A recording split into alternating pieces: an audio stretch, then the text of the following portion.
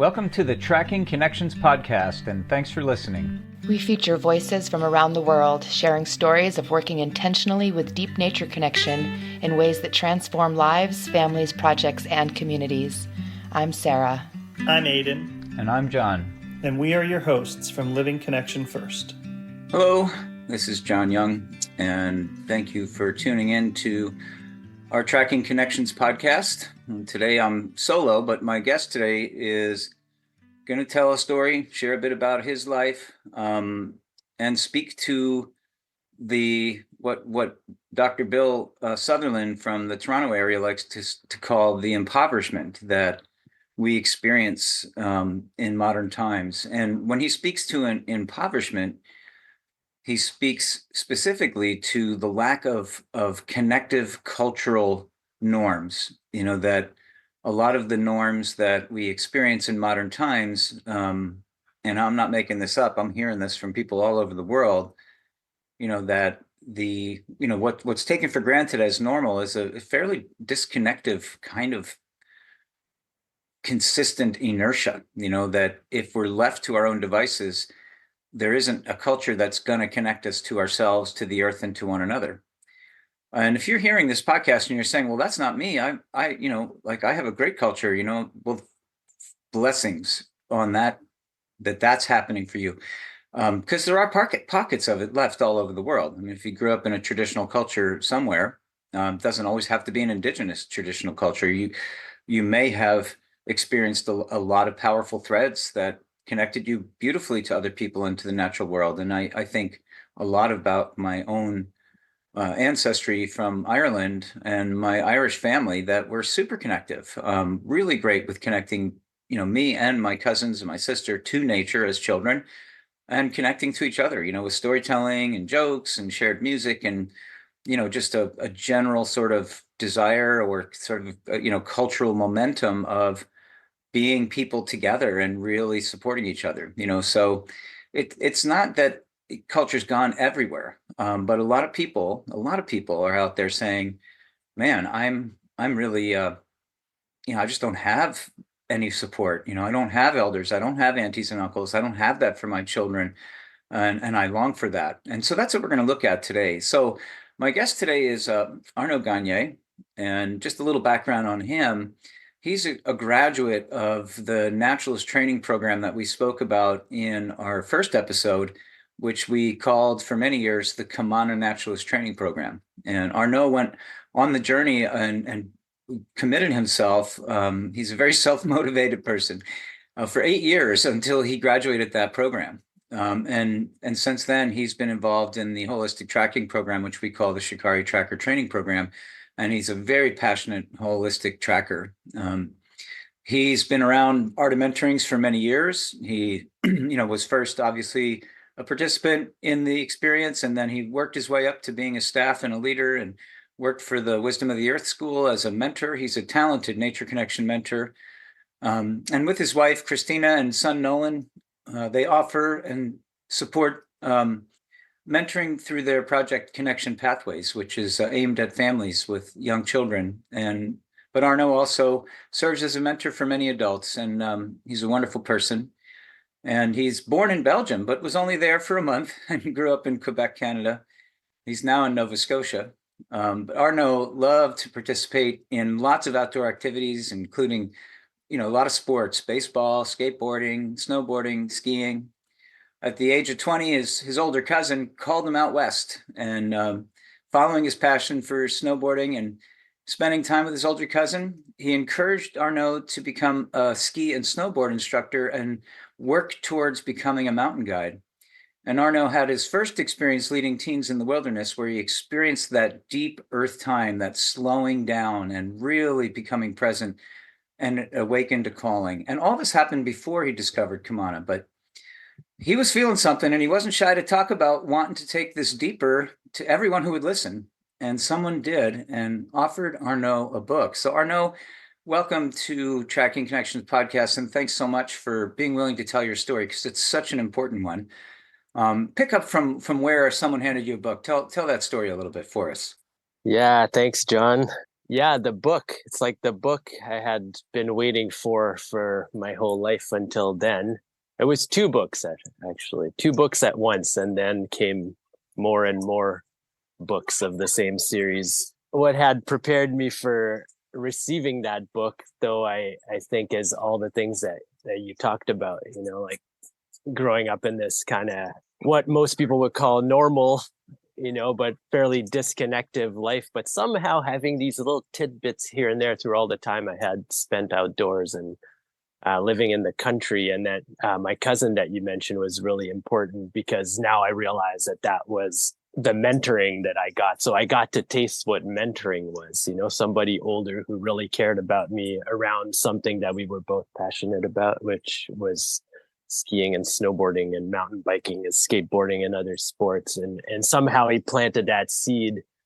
And because I slowed down and quieted my mind through the backcountry skiing, just me and the mountains and maybe a friend or two for long periods of time. Somehow I got that calling. I wanted to learn survival skills. I was working at a summer camp that summer, taking kids out on canoe trips and hiking trips and stuff. And all of a sudden I needed to do it the old way. Like I didn't want all that gear anymore. I wanted, what I was calling survival skills then. And, I wanted to start fire without matches. I wanted to, learn to hunt and know all the medicinal plants and all that stuff. And so I kept talking about it. And so this person who was a friend of a roommate at the time handed me this book and these two books. It was Tom Brown's Field Guide to Wilderness Survival and The Tracker. Those were the two first ones. So I think I read both of them probably in 1 or 2 days.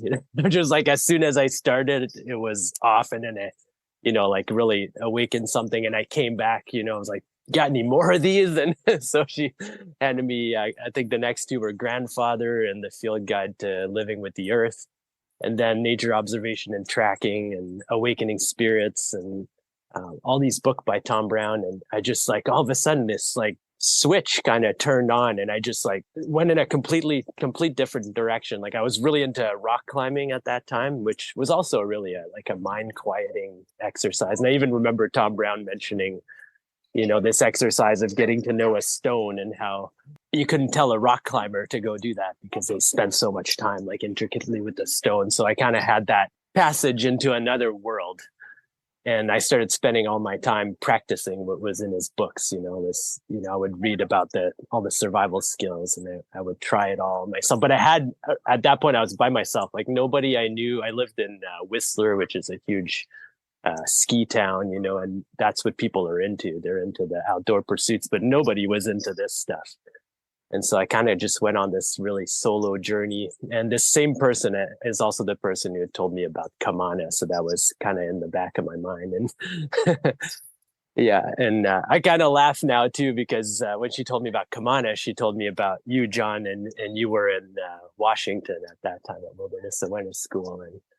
And that was closer because that was just south of the border. But I was like, I want Tom Brown, I want the guy.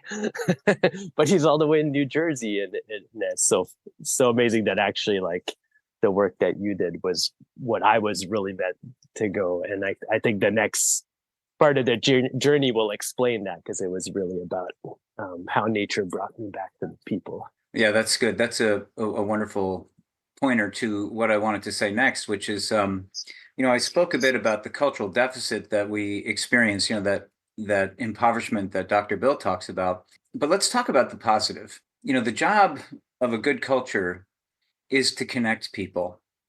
When I was researching culture between 1979 and 83 through anthropology, there was a lot about, let's call it the trappings of culture or the artifacts of culture.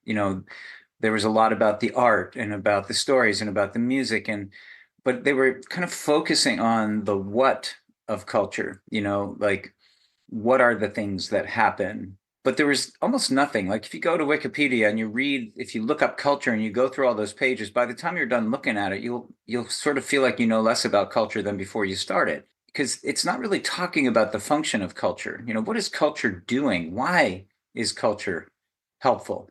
And, because culture can be positive or negative, and when I say positive or negative, I'm going to say a negative culture is a culture where everyone has fallen into social norms, as you were talking about normal behavior, that can be very disconnective.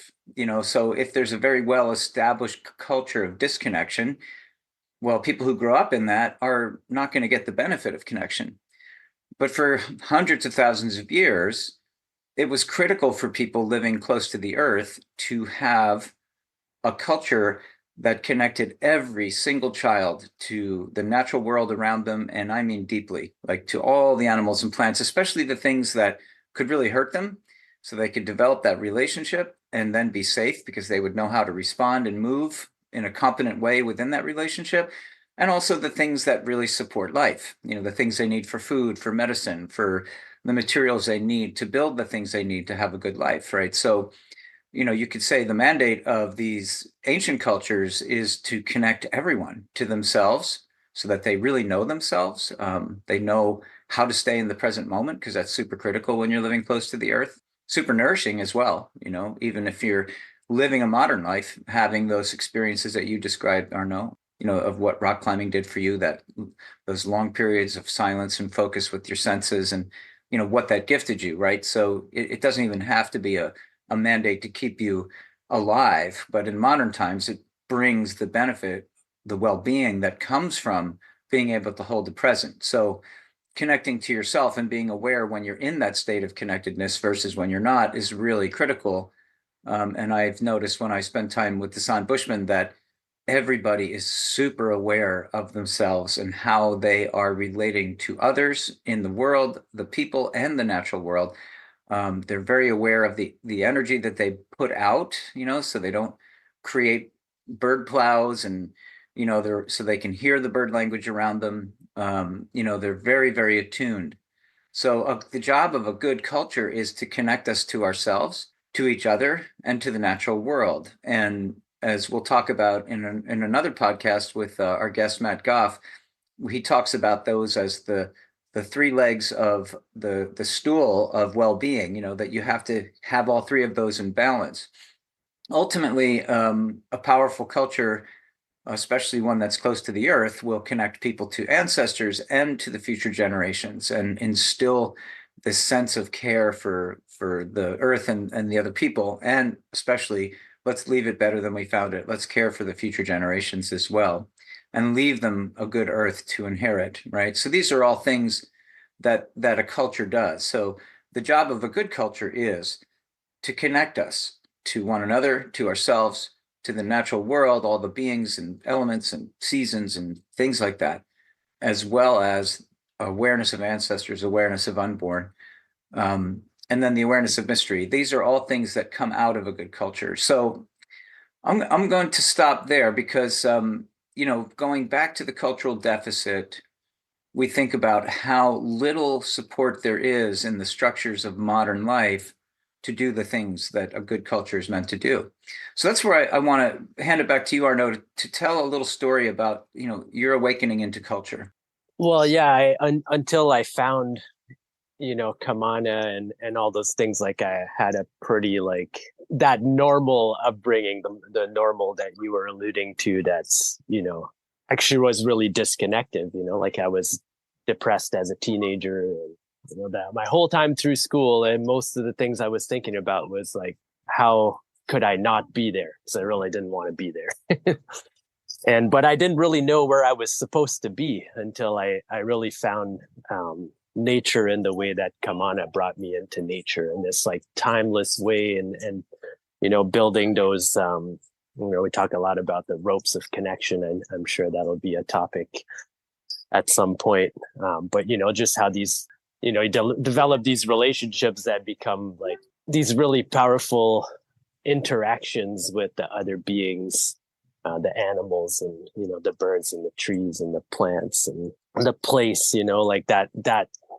first sit spot, that secret spot that I had in the place that I was living at that time was so magical. I was by myself, having all these experiences with otters and coyote and fox, and it was just so magical. But there was, at that time, I had aside from, my responder who I would send, some writings to like once every couple months, I had really nobody to really put all of these experiences in context, but something was awakening in me and I was looking for it. And that was like, it took such a long process, like the process of wandering that's supposed to be these early 20s. I feel like I was in something that within a connective culture that does fills the functions that you were just talking about. Would have taken me a year, maybe 2 years. I feel like took me 10 years, but it awakened me looking for it. And one of those things that I was looking for was the vision quest experience. So I started, talking to friends. There was people I knew, like, oh, this person, leads these quests in this way and this other way. And I would go and meet these peoples. And yeah. And I remember one specific time, where I went into a space with that one person and I got a really, hard no, like not here, not now. Okay. So I'll keep searching, and, at this same time, I have a friend out on the West Coast who's indigenous from the West Coast, and a phrase that I noticed he used a lot when we were talking about certain things is that he would say, "In my culture, we do this. In my culture, we do that. Or in my culture, we have this kind of understanding or this practice." And I noticed that in my mind, I started like there was a voice that started to say, "Oh yeah, I mean, in my culture, we do this." And I realized that I was referring to what we call the 8 shields, this whole bundle that you've gathered, Jon, over the years with so much wisdom from around the world and directly from nature. And, and this is after I'd done the journey on my own, but I skipped some of the parts where I, also encountered, my first encounter with the art of mentoring cultural container was at Wilderness Awareness School for they had the short version, the coyote mentoring, and then they had the long version that was the art of mentoring. And so I'd been to both of those, and coming back from that was like, oh, I want that like every day. I don't know what this is, but it feels good. And some things I recognized too from reading Tom Brown's book and from within Kamana. And there was all of a sudden there was all these other people that, had similar experiences to different degrees that I'd had with Kamana. And all of a sudden there was a context for all these stories and passions that I had. So, this journey that I had with nature was now supported by people, but those were only still little tidbits here and there. So when I realized that 8 shields was my culture, it clicked with me that like, oh, this vision quest that I want to go on, it needs to be within that cultural framework. And that sort of synchronized with around the same time that I actually met you in person when you came out to Salt Spring Island. There was the first art of mentoring there, and then there was some of the 512 stories recording for the 512 project. And that's actually what you told me about what you had back then, the vision initiation path.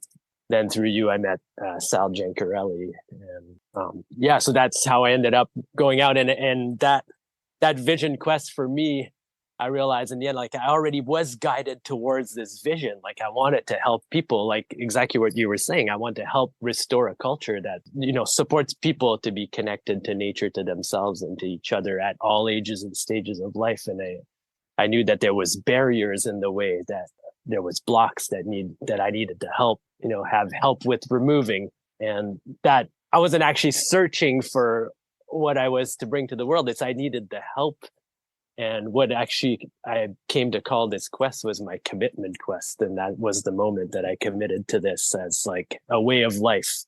That's what I call it now. And, the small group of people I mentor, I call them my core mentoring group. I say like, this is for the people that want to make this a way of life, the core routines of nature connection, the cultural elements that support connection as a way of life for themselves, their families, for their communities and the future generations. So that's what I've, strived to live myself since then and share with others. Yeah. That experience with that indigenous person, in my culture, we do this and we do it this way. In my culture, we do that. It sort of shone a light on you where maybe at first your thought was, well, I don't have a culture. Like this person keeps talking about it, but I don't have a culture. Was that kind of your first thought? Yeah, and that's what I'd been thinking. I think I had a big grief about that even, and I even knew, like growing up, I was told that there was a lot of indigenous blood on, my dad's side of the family, but something I knew nothing about, and going back in my European ancestry is even going back so much further. So at this point, yeah, I basically resigned to the fact of having any sort of culture that made sense. So my story up until then was like, I have no culture, and even, yeah, when I first heard these words, like, oh yeah, I have no culture, but I do this thing, right? And then all of a sudden it's like, oh no, this has actually become my culture.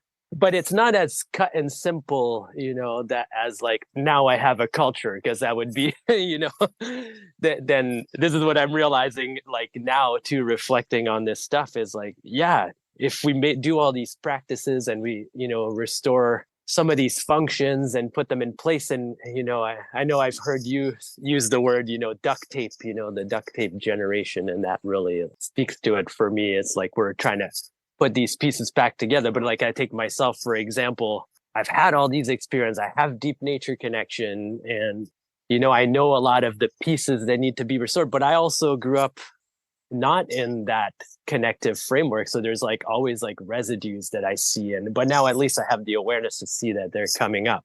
But like, so yeah, it's about like, I realized in the later years, in the more recent years that like so much of it is about healing, and the process of reconnecting to nature for me is like the beginning of that healing. It's like sort of bringing us back to our natural selves. I was talking recently with some of my groups about like what's a naturalist, and we have this picture that a naturalist is somebody who knows a lot about nature and those kind of things. That's like the common definition. But to me, it's like I'm a naturalist because I strive to be natural. Like I want to be a natural human being in connection with the land around me and the beings that I share the land with, including other people.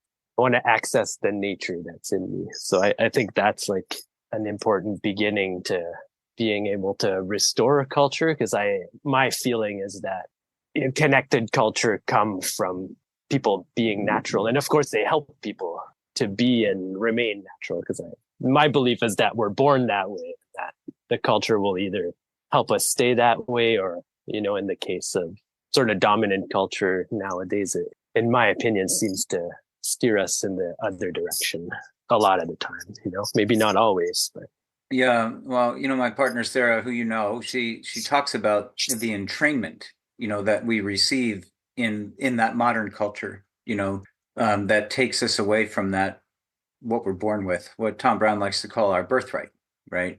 And I agree with you. I mean, I think when I'm with indigenous people who are still living in the ways of their ancestors, it's really clear to me that everybody is held in that natural space that you're talking about, right? You don't see people disconnecting and reconnecting. It's everyone is doing it. So when you're a child, you grow up with role models all around you of all ages that are exhibiting their best connected self. And that's because the culture is healthy.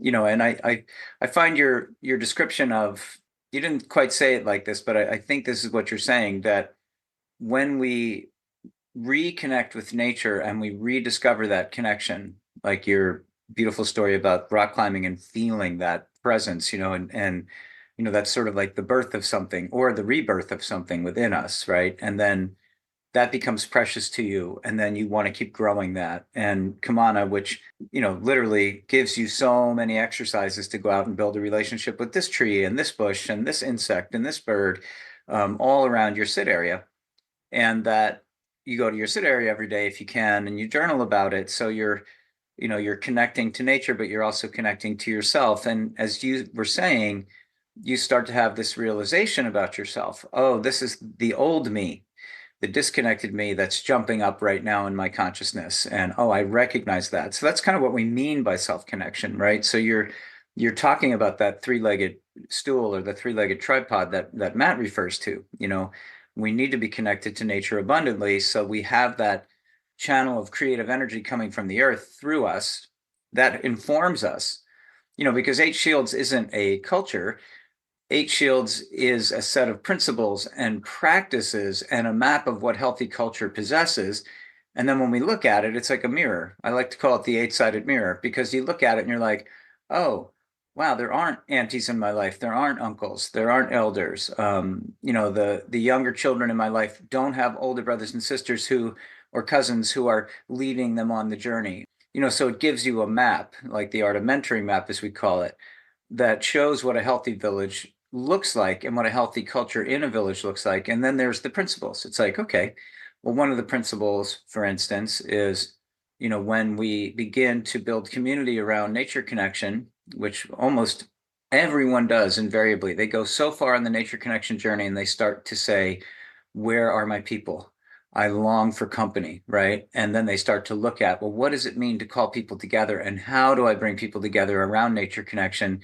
And that's where these cultural elements and principles come in handy, because it's like, oh, okay, that's how you bring people together. And oh, that's what makes for good relationships. So do you have reflections on that? Because you spoke well to your self-connection, your quest experience, your inner searching, your realizations about healing, your disconnected childhood that, you can see the remnants of that on you, and now you're working on the healing of that. So this is self-connection, very well modeled.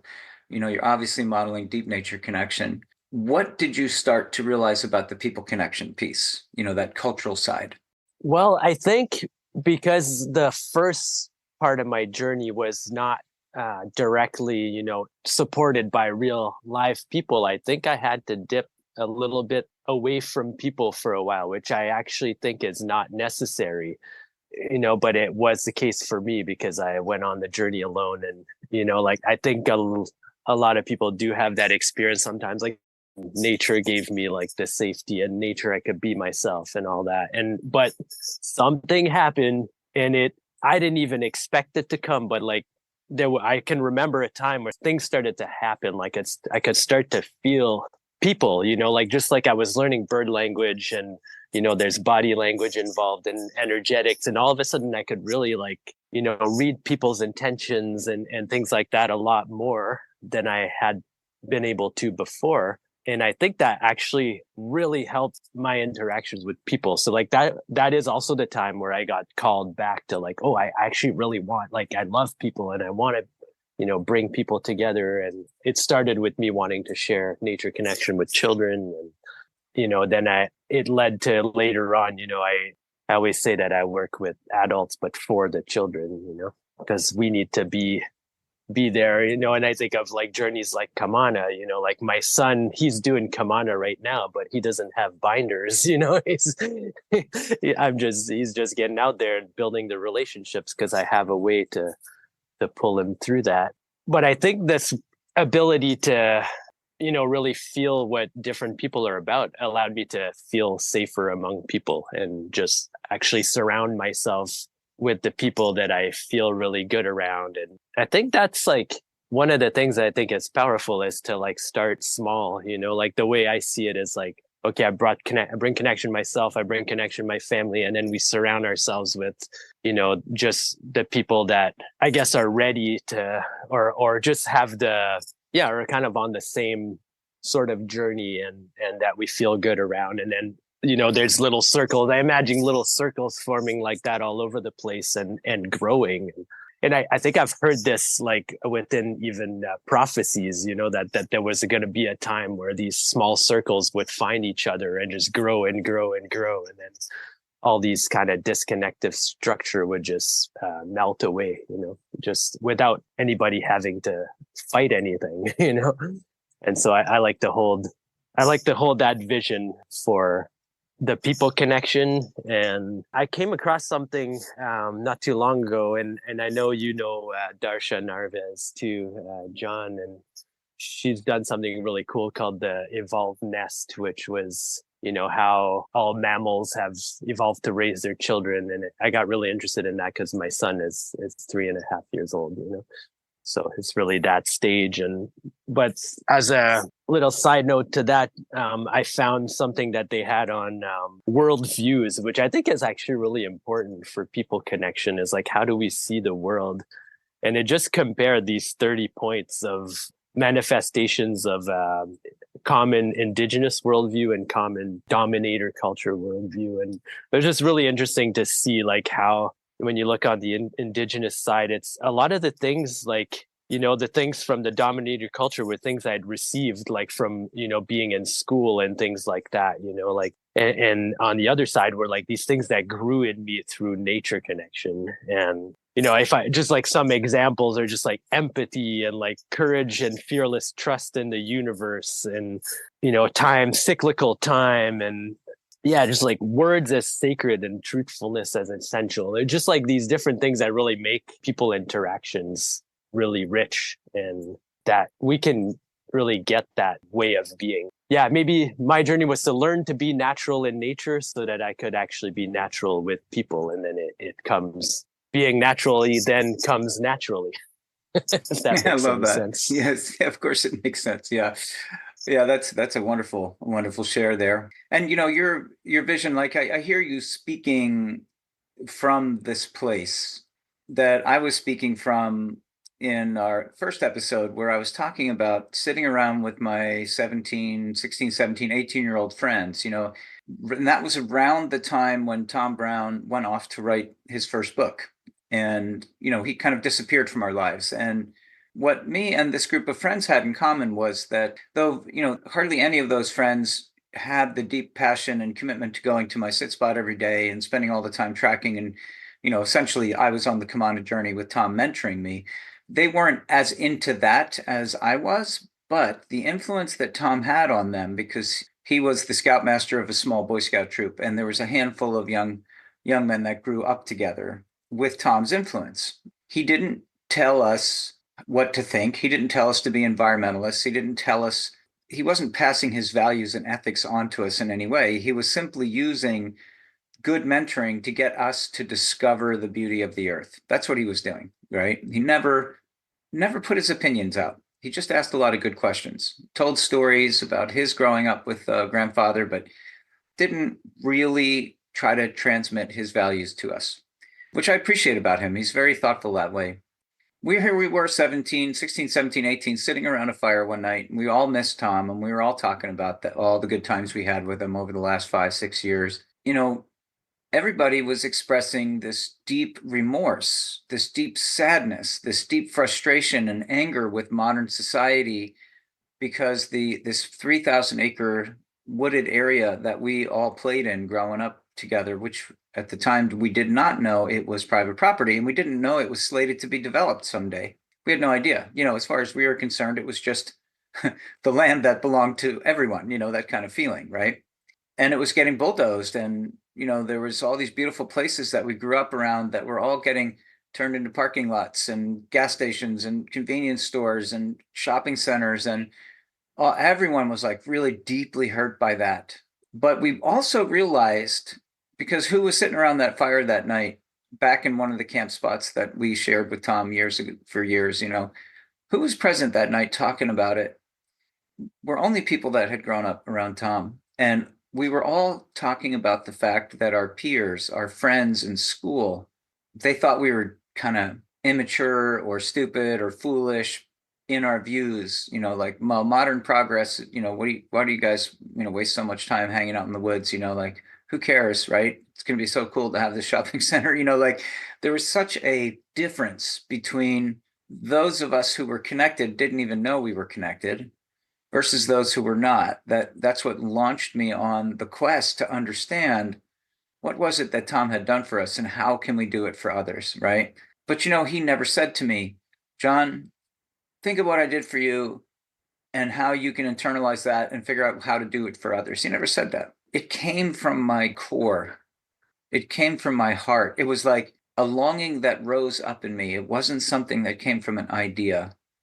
And I hear that in your story as well. The recognition that I feel called to help adults so that they can help children. We speak to that longing, that calling, where that's coming from within you. Yeah, I mean, one of the things you were talking about, learning to love the earth. And I think where it started is, and I would say like learning to love the earth so much that even the people that I spent some time not loving for a while, when I had all those same kind of feelings, like that they were destroying the earth and, modern man is the enemy, and all of a sudden just loving the earth so much that I just had to love the people, and that to find nature, even because nature is in anyone, like anybody who's even disconnected. So I think that was the first thing, the first thing was that it's actually through the people that we can actually change something. And it also happens to be just really amazing to spend time with people in the context of connecting with nature. But I think even like bringing it to an even bigger degree, I mean, for anybody who's listening that has had a Vision Quest type experience, it's like this, you were talking about connecting culture, connecting people to the ancestors and to the future generations. I think that was one of the things that did for me. It's like all of a sudden, I'm not just doing it because I love doing it, but I just need to do this, and it's hard to explain. And then the next even deeper level for me was when I became a father, and all of a sudden I was like, okay, these future generations now are not like an abstract concept to me. Like they're walking around and, running around in my house and my yard and in the forest, behind our house. So, and I can see like the direct impact of the magical world of, nature and connected culture on him, as well, like as I could see the impact of the disconnected aspects of the modern world. And like it's just like so obvious on little children that are just such like, high concentration of connectedness, that I would say like the wild animals, really, like you can, yeah. I love that perspective. Yeah, thank you so much. And thanks for sharing that story. And if people wanted to be in touch with you, how would you tell them to do so, Arnaud? Yeah, well, you mentioned Connection Pathways. The website is connectionpathways.com. And it's easy to remember because Jon is connection first and Connection Pathways. So it's all about connection. Right on. Well, thank you so very much. Any closing thoughts on the way out here? Just gratitude. I'm just, so grateful. That it seems almost surreal, but also just incredibly real to just be, sitting here doing this with you today and thinking back to 20 years ago, starting this journey and hearing your voice on the original Seeing Through Native Eyes and reading Tom's books and reading the stories in Kamana, and just, how magical all the pieces of this journey has been. So I'm really grateful for what you've shared and continue to share, and what Tom shared, and, all the people. And just like now, as I say this, I'm imagining like, there's so many people all over, so many are my good friends and that are just like sharing this stuff in a really powerful way all over the world, helping people. And I see those little circles that I talked about earlier, they're forming and they get stronger and stronger. And I think the healing piece, I hope that when I get old, I'll be an elder. That's what I'm working towards. And I know that I won't get to, completely as if I would have been in an intact culture, but I'll be one step further. And I hope that, if we do that every generation, then at one point there will be a culture. Yeah, that's a beautiful, beautiful image to hold in our hearts. Thanks so much, Arnaud. And thanks everybody for tuning in, and we'll see you on the next episode. Thanks for listening to Tracking Connections. You can find everything related to the podcast and our current offerings at trackingconnections.net. We'll see you next time.